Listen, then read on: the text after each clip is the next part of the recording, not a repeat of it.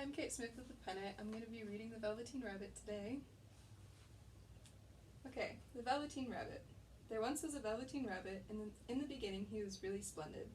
He was fat and bunchy as a rabbit should be. His coat was spotted brown and white, he had real thread whiskers, and his ears were lined with pink sateen. On Christmas morning, when he sat wedged in the top of the boy's stocking, with a sprig of holly between his paws, the effect was charming. There were other things in the stocking, nuts and oranges and a toy engine, and chocolate almonds and a clockwork mouse, but the rabbit was quite the best of all. For at least 2 hours the boy loved him, and then aunts and uncles came to dinner, and there was a great rustling of tissue paper and unwrapping of parcels, and in the excitement of looking at all the new presents, the Velveteen Rabbit was forgotten.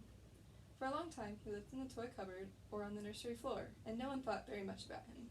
He was naturally shy, and being only made of velveteen, some of the more expensive toys quite snubbed him. The mechanical toys were very superior, and looked down upon everyone else. They were full of modern ideas, and pretended they were real. The model boat, who had lived through 2 seasons and lost most of his paint, caught the tone from them and never missed an opportunity of referring to his rigging in technical terms. The rabbit could not claim to be a model of anything, for he didn't know that real rabbits existed. He thought they were all stuffed with sawdust like himself, and he understood that sawdust was quite out of date and should never be mentioned in modern circles. Even Timothy, the jointed wooden lion, who was made by the disabled soldiers and should have had broader views, put on airs and pretended he was connected with government. Between them all, the poor little rabbit was made to feel himself very insignificant and commonplace, and the only person who was kind to him at all was the Skin Horse. The Skin Horse had lived longer in the nursery than any of the others. He was so old that his brown coat was bald in patches and showed the seams underneath, and most of the hairs in his tail had been pulled out to string bead necklaces. He was wise, for he had seen a long succession of mechanical toys arrive to boast and swagger, and by break their mainsprings and pass away, and he knew that they were only toys, and would never turn into anything else. For nursery magic is very strange and wonderful, and only those playthings that are old and wise and experienced like the Skin Horse understand all about it. "What is real?" asked the rabbit one day, when they were lying side by side near the nursery fender, before Nana came to tidy the room. "Does it mean having things that buzz inside you and a stick-out handle?" "Real isn't how you are made," said the Skin Horse. "It's the thing that happens to you. When a child loves you for a long, long time, not just to play with, but really loves you, then you become real." "Does it hurt?" asked the rabbit. "Sometimes," said the Skin Horse, for he was always truthful. "When you are real, you don't mind being hurt." "Does it happen all at once, like being wound up?" he asked, "or bit by bit?" "It doesn't happen all at once," said the Skin Horse. "You become. It takes a long time. That's why it doesn't happen often to people who break easily, or have sharp edges, or who have to be carefully kept. Generally, by the time you are real, most of your hair has been loved off, and your eyes drop out, and you get loose in the joints and very shabby. But these things don't matter at all, because once you are real, you can't be ugly, except to people who don't understand." "I suppose you are real?" said the rabbit, and then he wished he had not said it, for he thought the Skin Horse might be sensitive. But the Skin Horse only smiled. "The boy's uncle made me real," he said. "That was a great many years ago, but once you are real, you can't become unreal again. It lasts for always." The rabbit sighed. He thought it would be a long time before this magic called real happened to him.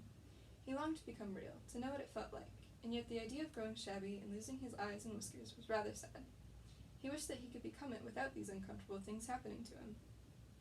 There was a person called Nana who ruled the nursery. Sometimes she took no notice of the playthings lying about, and sometimes, for no reason whatever, she went swooping about like a great wind and hustled them away in cupboards. She called this tidying up, and the playthings all hated it, especially the tin ones. The rabbit didn't mind it so much, for wherever he was thrown he came down soft. One evening, when the boy was going to bed, he couldn't find the china dog that always slept with him. Nana was in a hurry, and it was too much trouble to hunt for china dogs at bedtime, so she simply looked about her, and seeing that the toy cupboard's door stood open, she made a swoop. "Here," she said, "take your old bunny. He'll do to sleep with you," and she dragged the rabbit out by one ear and put him into the boy's arms. That night, and for many nights after, the Velveteen Rabbit slept in the boy's bed. At first he found it rather uncomfortable, for the boy hugged him very tight, and sometimes he rolled over on him, and sometimes pushed him so far into the pillow that the rabbit could scarcely breathe. And he missed, too, those long moonlight hours in the nursery, when all the house was silent, and his talks with the Skin Horse. But very soon he grew to like it, for the boy used to talk to him, and made nice tunnels for him under the bedclothes that he said were like the burrows the real rabbits lived in. And they had splendid games together, in whispers, when Nana had gone away to her supper and left the nightlight burning on the mantelpiece. and when the boy dropped off to sleep, the rabbit would snuggle down close under his little warm chin and dream, with the boy's hands clasped close round him all night long. And so time went on, and the little rabbit was very happy. So happy that he never noticed how his beautiful velveteen fur was getting shabbier and shabbier, and his tail becoming unsewn, and all the pink rubbed off his nose where the boy had kissed him. Spring came, and they had long days in the garden, for wherever the boy went, the rabbit went too. He had rides in the wheelbarrow, and picnics on the grass, and lovely fairy huts built for him under the raspberry canes behind the flower border. And once, when the boy was called away suddenly to go out to tea, the rabbit was left out on the lawn until long after dusk, and Nana had to come look for him with the candle because the boy couldn't go to sleep unless he was there. He was wet through with the dew and quite earthy from diving into the burrows the boy had made for him in the flower bed, and Nana grumbled as she rubbed him off with the corner of her apron. "You must have your old bunny," she said. "Fancy all that fuss for a toy." The boy sat up in bed and stretched out his hands. "Give me my bunny," he said. "You mustn't say that. He isn't a toy, he's real." When the little rabbit heard that, he was happy, for he knew that what the skin horse had said was true at last. The nursery magic had happened to him, and he was a toy no longer. He was real. The boy himself had said it. That night he was almost too happy to sleep, and so much love stirred in his little sawdust heart that it almost burst.